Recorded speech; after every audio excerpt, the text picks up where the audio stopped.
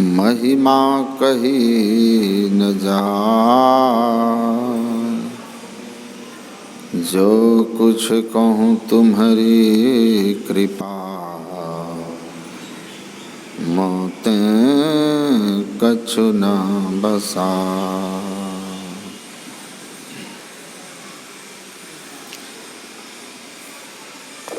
स्वनिवास में विराजमान संतमत के महामहिमावान वर्तमान आचार्य पूज्यपाद महर्षि हरिनंदन परमहंस जी महाराज के पावन पाद पद्मों में कोटि कोटि नमन। मंच पर विराजमान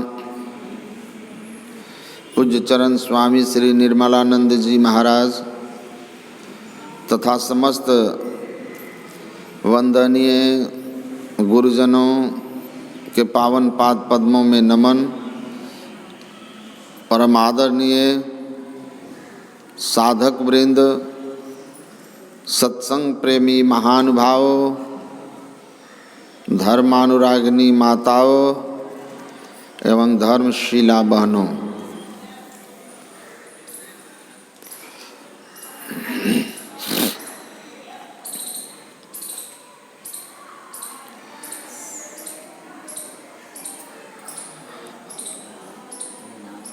भारत में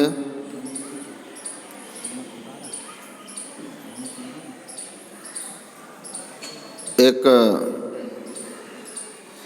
बड़े महान महापुरुष हुए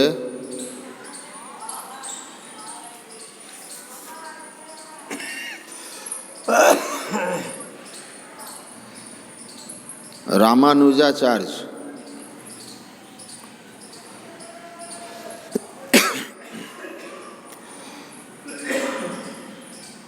छह दर्शन से में एक दर्शन के आचार्य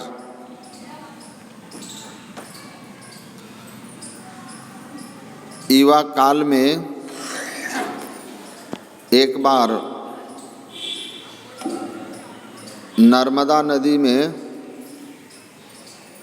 स्नान करके जब वह अपने कुटिया के तरफ जा रहे थे तो रास्ते में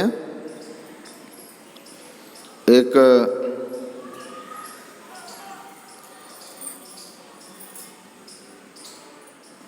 सिद्ध योगिनी थी जो उसी क्षेत्र में एक कुटी में ध्यान भजन करती थी। वह उनको मिली।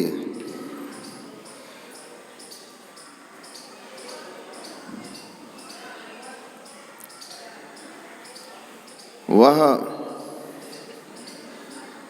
उस वृद्ध योगिनी से जो नदी में स्नान करने जा रही थी थोड़ा सा बगल हट करके खड़े हो गए।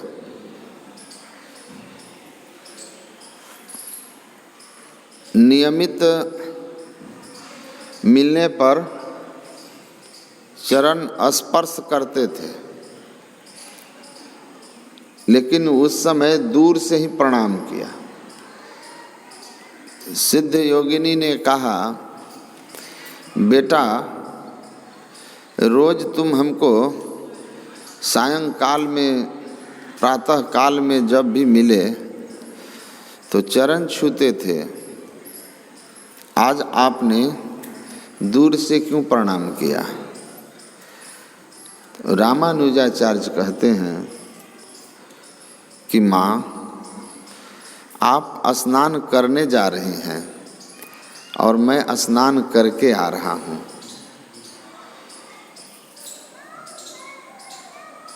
इसलिए अभी मुझे ध्यान पूजा करना है, तो मैं दूर से ही प्रणाम कर लिया।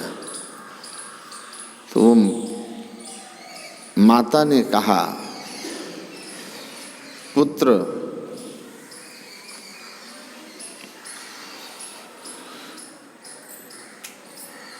मुझे तो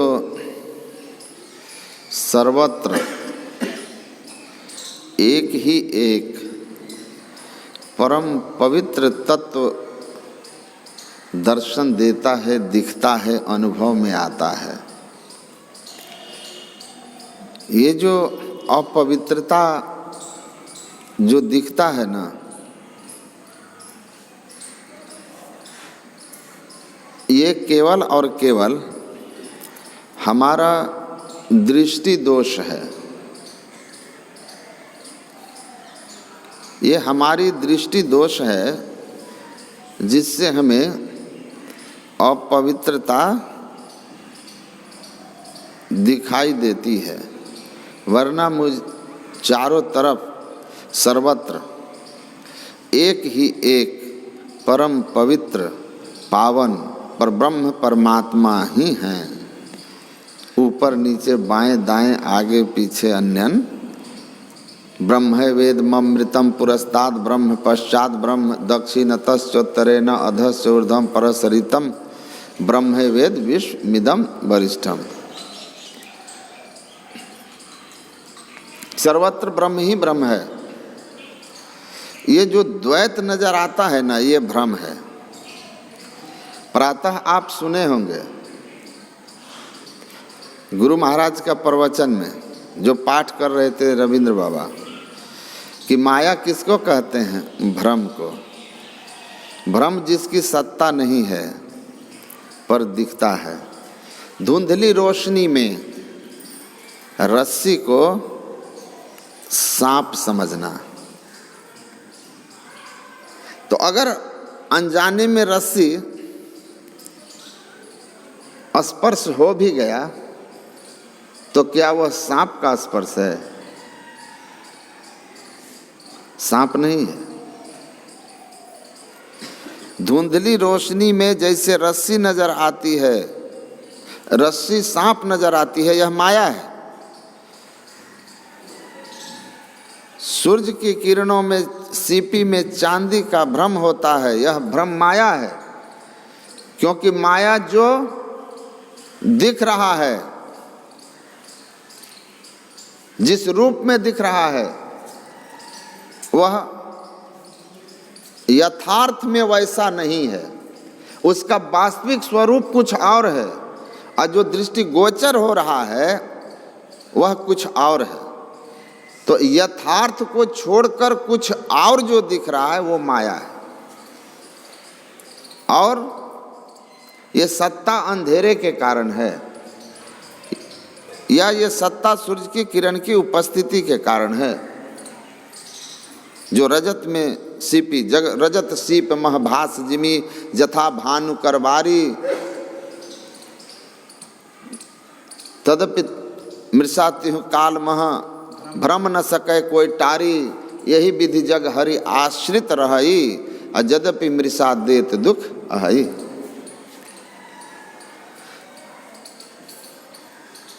न मृग मरीचिका का जल कभी जल है, और न रस्सी में कभी सांप है, न सीपी कभी चांदी है। लेकिन तीनों की स्थिति हम अनुभव कर रहे हैं, करते हैं।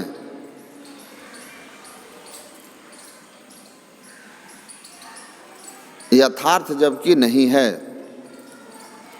वैसे एक ब्रह्म, एक मेवा ब्रह्म, एक ब्रह्म की ही स्थिति है। ब्रह्म सत्यम जगन मिथ्या जीवो ब्रह्मेव नापरः। जगत मिथ्या है, भ्रम है। रजत में सीपी की तरह, रस्सी में सांप की तरह। लेकिन भ्रम न सके कोई टारी। लेकिन ये भ्रम टलता है। अंधेरे में जब तक पड़े रहेंगे, भ्रम खत्म होगा रस्सी में सांप का? नहीं होगा। तो कहती है कि चारों तरफ मुझे एक पवित्र ब्रह्म ही नजर आता है। अपवित्रता कुछ और नहीं, हमारी दृष्टि दोष है। और हमारी दृष्टि दोष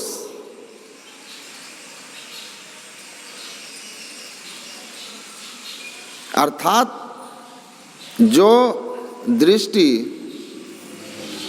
होनी चाहिए वैसी हमारी दृष्टि नहीं है।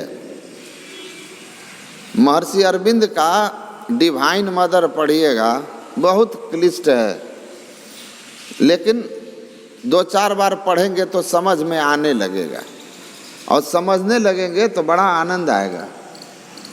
वो कहते हैं, What we see is not God, but what is being seen is God. What we see is not God. आप रस्सी में देख रहे हैं सांप, जो आप देख रहे हैं वह ईश्वर नहीं है। आप क्या देख रहे हैं? रस्सी की सांप। आप सांप देख रहे हैं ना, लेकिन what is being seen, लेकिन जो दिख रहा है वो ब्रह्म है। दिख कौन रहा है? रस्सी दिख रहा है, रस्सी सांप के रूप में, लेकिन दिख रस्सी ही रहा है। आप देख क्या रहे हैं? उस रस्सी में सांप। तो रस्सी ब्रह्म है, सांप भ्रम है। कहते हैं उसी तरह संसार जो दिख रहा है वो ब्रह्म ही है, लेकिन आप जो देख रहे हैं वो जगत है, और यही जगत माया है। आपको यह परिवर्तनशील नाशवान जगत विविधताओं से भरा हुआ दिख रहा है, लेकिन जो विविधताओं से भरा हुआ दिख रहा है वो विविधता मिथ्या है, काल्पनिक है। सत्ता किसकी है? ना सतो विद्यते भावो ना भावो विद्यते सतः। सत्य की सत्ता है, ईश्वर की सत्ता है, और इस अविनाशी की जिसकी सत्ता है उसके यथार्थ स्वरूप को देख लेना ब्रह्म का दर्शन है, भ्रम का निवारण है। तो भ्रम मिटेगा, ब्रह्म दर्शन होगा जब आप यथार्थ दृष्टि प्राप्त कर लेंगे। तो यथार्थ दृष्टि नहीं है, उसी को आत्म दृष्टि कहते हैं। और इसीलिए अभी आप सुने, जो गुण रहित सगुण सोई कैसे, अजल हिम उपल बिलग नहीं जैसे। कहते हैं जो निर्गुण है वो सगुण कैसे हो गया? तो गोस्वामी जी कहते हैं कैसे नहीं होगा? कैसे नहीं हो जाएगा भाई? देख लो, जल हिम उपल बिलग नहीं जैसे। तो बर्फ, पानी, अब पाला, तीनों का मूल रूप अगर आप खोजें, आप एक उसमें वाष्प भी जोड़ लें, पाला वाष्प ओस, तो क्या है? पानी ही तो है। पानी ही बर्फ के रूप में है, पानी ही पाला के रूप में है। बस पानी का रूपांतरण हुआ है पाला और बर्फ के रूप में, और रूपांतरण जो है वो माइक है, वो माया है। और जो माया है वो खेत में फसल पर जब पड़ता है पाला और ओला तो फसल को नाश करता है, लेकिन वही जब अपने शुद्ध स्वरूप जल के रूप में बरस जाता है खेतों में, तो खेतों का कल्याण होता है, किसान का कल्याण होता है, खेत लहलहा उठते हैं। उसी तरह परमात्मा सूक्ष्माति सूक्ष्म स्वरूप हैं, और वही परमात्मा अपनी ही मौज से एको हम बहुत श्याम, एक हूँ बहुत हो जाऊं, माया शक्ति को बस में करके अपने को विभिन्न रूपों में प्रकट कर दिया है। जो विभिन्न रूप आपको दिख रहे हैं, विविधता देख रहा है, ये विविधता भ्रम है। गुरु नानक देव जी महाराज समझा के कहते हैं, तू पेड़ साख तेरी फूली, तू सूक्ष्म होया अस्थूली, तू जल निधि तू फेन बुदबुदा, तुझ बिनु अवर न पालिए जीव। कहते हैं कि तू जल निधि तू फेन बुदबुदा। जल निधि मतलब समुद्र, और समुद्र में ही तरंग। अलग है क्या तरंग? समुद्र, समुद्र है तो तरंग है, समुद्र है तो फेन है, समुद्र है तो बुलबुला है। बुलबुला, फेन, तरंग सब समुद्र के ही कारण सत्ता पाते हैं। सबके मूल में समुद्र है और सब जल का ही रूपांतरण है। फेन जल से बनता है, जैसे जल से हेम बनतु है, हेम धूम जल सोई, और तैसे यातत फिर वाहु तत् से यातत वातत सोई, कबीर साहब कहते हैं। तो पानी ही फेन और पानी ही बुलबुला, पानी ही तरंग, पानी की सत्ता के अतिरिक्त और कुछ नहीं है। लेकिन तरंग हो गया एक अलग रूप तो उसका एक अलग नाम, फेन एक अलग रूप तो उसका एक अलग नाम, बुलबुला एक अलग रूप तो उसका एक अलग नाम, लेकिन सबकी सत्ता समुद्र का जल है, जल ही सबके अंदर में है। उसी तरह तू सूक्ष्म हो या स्थूली, तू सूक्ष्माति सूक्ष्म परमात्मा। जल सूक्ष्म है, वाष्प सूक्ष्म है, वाष्प से अधिक सूक्ष्म जल जो है जितना है सूक्ष्म, उससे ज़्यादा ठोस तुलनात्मक रूप से बर्फ है। कहते हैं जो परमात्मा सूक्ष्माति सूक्ष्म है, जल जो तरल रूप में है वही बर्फ के रूप में ठोस हुआ है। वैसे यह जगत जो देख रहे हो, जगत प्रपंच, यह परमात्मा का ही स्वरूप है, रूप है, लेकिन परिवर्तन है। बना किससे? यह जल मूल में है, बर्फ का मूल स्वरूप जल है। स्वरूप कहते हैं जो प्रथम एक सो आपे आप निराकार निर्गुण जुर्जाप। जो सबसे पहले का होता है वह स्वरूप होता है, उसके बाद जो भी बनता है वो रूप माइक होता है। तो सबसे पहले का परम पिता परमात्मा, कोई दूसरा था ही नहीं तो आया कैसे? तदी अपना आप ही उपाया, ना किछते कुछ कर दिखलाया, अपने को ही अनेक रूपों में प्रकट कर दिया। एक संत हुए लक्ष्मीपति जी महाराज, बड़ा अच्छा समझाए हैं वो। आपने सुना होगा, रामकृष्ण परमहंस कहते थे तकिए का खोल अलग अलग होता है, लेकिन उसके अंदर की रुई एक होती है। रुई एक होती है, यह ज्ञान है। सब में ब्रह्म है, यह ज्ञान है। गुरु महाराज ने कहा है सब में ब्रह्म है। तकिया का अलग अलग खोल, उसमें रुई एक, रुई ब्रह्म है, तकिया का खोल अलग अलग भ्रम है। तो ये ज्ञान है। और सब ब्रह्म है, यह विज्ञान है। यही तो आत्मदृष्टि है। सर्व खलविंदम ब्रह्म। उदाहरण देते हैं कैसे? तो आप अद्वैत वेदांत विवेकानंद जी महाराज का पढ़ेंगे, या लक्ष्मीपति की वाणी एकदम स्पष्ट करके समझा के कहता है, निर्गुण महिमा सुनो रे कोई, प्रथम 100 आपे आप निराकार निर्गुण निर्जाप परमात्मा के लिए कह रहे हैं कबीर साहब। वो भी कहते हैं निर्गुण महिमा, उस निर्गुण की महिमा कर रहा हूँ, निर्गुण प्रकृति नहीं, वो असीम निर्गुण जिसको परमात्मा कहते हैं, जहाँ 3 गुण नहीं है। सतरजतम 3 गुण परमात्मा में भी नहीं है, इसलिए परमात्मा को भी निर्गुण कहते हैं। चेतन प्रकृति में भी 3 गुण नहीं है, इसलिए उसको भी निर्गुण कहते हैं। लेकिन चेतन प्रकृति जो है वो एक मंडल है तो उसका केंद्र है तो उसकी परिधि होगी, तो वो ससीम होगा, सीमाओं के अंदर है, लिमिट में है।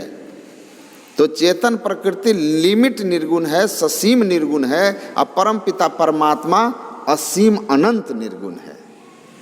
तो वो असीम अनंत के लिए कह रहे हैं कि निर्गुण महिमा सुनो रे कोई, निराकार निर्गुण निराकार सरगुण बनी आयो, आप पे रूप अनेक बनायो, एक अनेक भये हैं बहुबुद्धि, आप पे आप समायो। कहते एक अनेक भये हैं बहुविधि, आप पे आप समाये। कैसे आप पे आप समाये? तो तकिया का खोल आप ही बने, अनेक रंगों के, अनेक आकार प्रकार के तकिया का खोल आप परमात्मा बन गए और आप उसमें रुई के रूप में समा गए। तो रुई और खोल दोनों अलग रहा। खोल किससे बना था? धागा से। और धागा किससे बना? रुई से। रुई ही धागा बना और धागा ही वस्त्र बन गया और उसी वस्त्र से अनेक तरह के तकिया के खोल बन गए। तो उसका स्वरूप क्या है? रुई स्वरूप है और धागा, उससे बनने वाले तकिया कपड़ा और उससे बनने वाला तकिया का खोल, ये सब अलग अलग हैं, ये सब माइक हैं। स्वरूप रुई है। तो स्वरूप जो रुई है वह धागा बना, वस्त्र बना और उसके बाद दर्जी के हाथ वो अनेक तरह का आकार लिया और उसी में मूल रूप में जो रुई है वो घुस करके तकिया बना दिया। तो रुई और तकिया में कोई अंतर है? रुई स्वरूप है, निर्गुण है, जल है, और बाकी जो भी बने, धागा बना, वस्त्र बना, जो भी बना, खोल बना, ये सब क्या है? माया है, परिवर्तन रूप है। उसको आप तरंग कह सकते हैं, फेन कह सकते हैं, बुदबुदा कह सकते हैं, लेकिन बने सब जल से हैं। पर फेन देख करके जल पहचान पाएंगे आप? नहीं पहचान पाएंगे, क्योंकि फेन एकदम अलग होता है। बर्फ आपको दिखा दें तो जल को जो नहीं देखा हो, बर्फ को देख के जल कभी नहीं पहचान सकेगा, क्योंकि जल तरल रूप में है और बर्फ ठोस रूप में है। बर्फ जल पी करके तृप्ति आती है, बर्फ खा कर, वो बर्फ जो ढेला है खा पाएंगे आप? जल खेतों को लहलहाता है, बर्फ खेत का नाश करता है। तो कहते हैं इसी को समझ लो, आप पे आप समाये। दूसरा कौन है? कौन कहन को, कौन सुनन को, दूजा कौन जना रे, मन तू क्यों न मानत मना रे। यह द्वैत कहाँ है? अद्वय अनामय अमल अति आधेयता गुण पार में। अद्वय अद्वैत है, दूसरा नहीं है। तो कहते हैं आप पे आप समाये। आप ही तकिया का कवर बन गए हैं, कई परिवर्तन से गुजर करके और अपने मूल स्वरूप में समा गए हैं। उसी तरह यह संसार और शरीर उसी परमात्मा रूपी रुई से बना हुआ अलग अलग तकिए का खोल है, लेकिन स्वरूपतः परमात्मा इसमें घुसे हुए हैं, जो निर्गुण सत्ता है, जो अनंत सत्ता है, उसी का अंश इसमें घुसा हुआ है। तो अनंत का जो अंश इस शरीर में है वह स्वरूपता वही है जो वो अनंत है, और संसार जो है स्वरूप वही है जो शरीर का है। इसीलिए गुरु महाराज कहते हैं शरीर और संसार में बड़ा सरोकार है। जो 5 तत्वों से शरीर बना है वह संसार भी उसी से बना है। तो शरीर और संसार में जैसा संबंध है उस शरीर में समाया हुआ और उस अनंत सत्ता में भी वैसा ही संबंध है। इस छत के नीचे के आकाश और छत के बाहर के आकाश के बीच का जो संबंध है वह तत्वतः एक है, स्वरूपतः एक है। बाकी इस घर के छड़ गिट्टी दीवार का दूसरे घर के छड़ गिट्टी दीवार के साथ संबंध है, माया का परिवर्तन। तो आप पे आप समाये, लेकिन ये भेद आप ऐसे नहीं जान सकते हैं। ये सिद्धांत है, एक अनेक, अनेक फिर एक है, एक ही, एक ना और कोई। पलटू साहब कहते हैं एक अनेक, अनेक फिर एक है, एक ही, एक ना और कोई। एक ही एक है, वही अनेक रूप में दिख रहा है। सच्चाई है कि एक ही एक ना और कोई, दूसरा कोई नहीं। एक है संत को अनेक संसार को, रहा भरपूर सब माहि सोई। एक संत को एक दिखता है। वो माता कहती है सर्वत्र एक ही एक सत्य, परम पवित्र सत्ता की स्थिति है, बाकी किसी की नहीं। जो बाकी तुमको दिख रहा है वो दृष्टि दोष। रूह के नैना प्राप्त कीजिए, दृष्टि दृष्टि सो देखा। दृष्टि की दृष्टि चेतन आत्मा, चैतन्यमयी दृष्टि, आत्म दृष्टि ही शुद्ध दृष्टि है। उस दृष्टि को प्राप्त करो तो केवल ब्रह्म रह जाएंगे, दूसरा कोई नहीं रहा। भरपूर सब माही सोई, संत को एक अनेक संसार को, सरग और नरक यही भांति होई। सरग और नरक होत संसार को, दास पलटू कहे हम देख रोई। ये नरक और स्वर्ग का जो खेल है, जन्म और मरण, स्वर्ग और नरक, ये असंत अर्थात आत्मदृष्टि विहीन लोगों को होती है, संसारियों को होती है। संत को तो केवल एक ही एक होता है, दास पलटू कहे हम देख रोई। पलटू साहब कहते हैं एक ही सच्चिदानंद सच्चित आनंद स्वरूप ब्रह्म सर्वत्र व्याप रहा है, उसके बाद भी हम दुख में हैं। यही आश्चर्य की बात है। हम स्वर्ग और नरक आवागमन का दुख उठा रहे हैं। आत्मदृष्टि प्राप्त किया हुआ महापुरुष हम लोगों को देख करके दुख में हाथ जोड़ के कहते हैं, भाई क्या कर रहे हो, जागिए और चलिए उस ओर जिधर चल के आत्मदृष्टि प्राप्त हो जाएगी, यार आपके सारे दुखों का अंत हो जाएगा। लक्ष्मीपति जी महाराज ने कहा, आपे भूमि समीर अनल जल, आप आकाश समाये। आपे बुद्धि चित्त हैं आप ही विषय विहार। आप ही जीव देवता आप हैं, आप ही भोगनहार। आपे बंध मोक्ष हैं आपे अनहदनाद। लक्ष्मीपति जो निर्गुण चिन्हे, सो जाने सब स्वाद। ये जो कुछ भी आप देख रहे हैं सबके सब ईश्वर ही हैं, ईश्वरमय है, ईश्वर से ही बने हैं, दूसरा है नहीं कोई। धागों का ही, रुई का ही बना हुआ वस्त्र, और वस्त्र में साड़ी कपड़ा धोती, ये विभिन्नताएं दिख रहा है।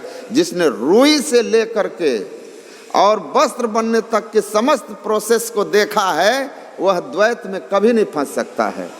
आत्मदृष्टि तक की यात्रा आपको उसी अद्वैत की स्थिति को अनुभव करा देता है, जहां फिर द्वैत भाव नहीं रह जाता है, द्वंद्व और द्वैत रहे नहीं कोई। लेकिन कब? प्रकृति पार जब आप होंगे,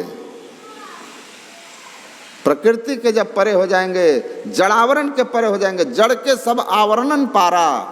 गुरु हरि कृपा से अस जो होई, मैं ही दर्शन पावे सोई। जड़ के आवरणों को पार करना होगा। आत्मदृष्टि हो जाएगी, तब पता चल जाएगा कि दूसरा कोई नहीं है, एक ही एक है। जल ही विभिन्न रूप में है, धागा रुई ही विभिन्न रूप में है। लक्ष्मीपति जो निर्गुण चिन्ह है, निर्गुण कौन पहचानेगा? जब निर्गुण दृष्टि होगी। निर्गुण दृष्टि, कैवल्य दशा, आत्मदृष्टि, उसके लिए साधना करना है। जो कोई निर्गुण दर्शन पावे, अब प्रथम श्रुति जमावे, तिल पर मूल मंत्र गहिलावे।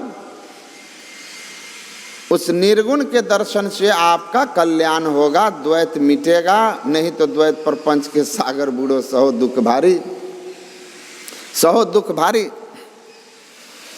जियोफ सार्त्र फ्रांस में एक दार्शनिक थे, उनकी बहुत अच्छी पुस्तक है। वो लिखते हैं कि आदमी जीवन भर यही सोचता रहता है कि जो मुझे मिला जीवन साथी या दोस्त किसी रूप में, इससे मैं सुखी नहीं हूं, काश कोई और होता। वो कहते हैं उससे यह ज्ञात नहीं कि द अदर इज हेल। जहां हम दूसरा माने तो जीवन नरक हो गया। तो हम लोग तो अगर दूसरे का भाव मिटा दो, द्वैत भाव मिटा दो और स्वतंत्र हो जाओ, तो कोई दुख नहीं होगा। नहीं तो तुम दुखी होते रहोगे, अरे इसमें ये कमी, यहाँ ये कमी। क्योंकि कहते हैं दूसरा पर निर्भरता ही नरक है, द्वैत का होना ही नरक है। तो तुम सुखी कैसे हो जाओगे?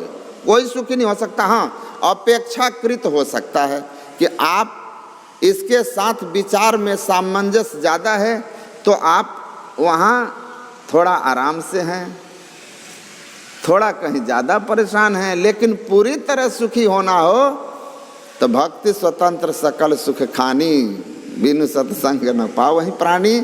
ऐसी स्वतंत्र भक्ति कीजिए कि शरीर इंद्रियों के आवरण से ही निकल जाइए और 14 इंद्रियों के घेरे और 4 जड़ शरीरों के घेरों को पार करके आत्मदशा में हो जाइए। वहाँ केवल आप अपने आप को पाइएगा। यथा सुसुप्तम पुरुषम विश्वम पश्यति चात्मनि आत्मन नेक देशस्थम मन्यते स्वप्न उत्थय।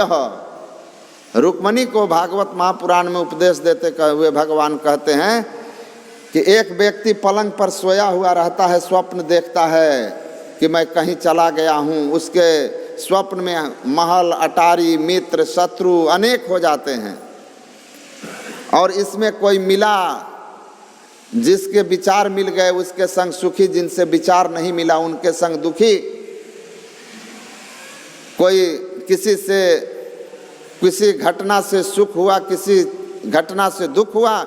इस तरह वह स्वप्न में अनेक तरह के सुख दुख के प्रसंगों से गुजरता है, लेकिन जब वह जाग जाता है तो देखता है कि मेरे अतिरिक्त यहाँ दूसरा कोई नहीं है, मैं ही हूँ। और जितना कुछ देखा वो सब प्रपंच था, मिथ्या था, झूठा था।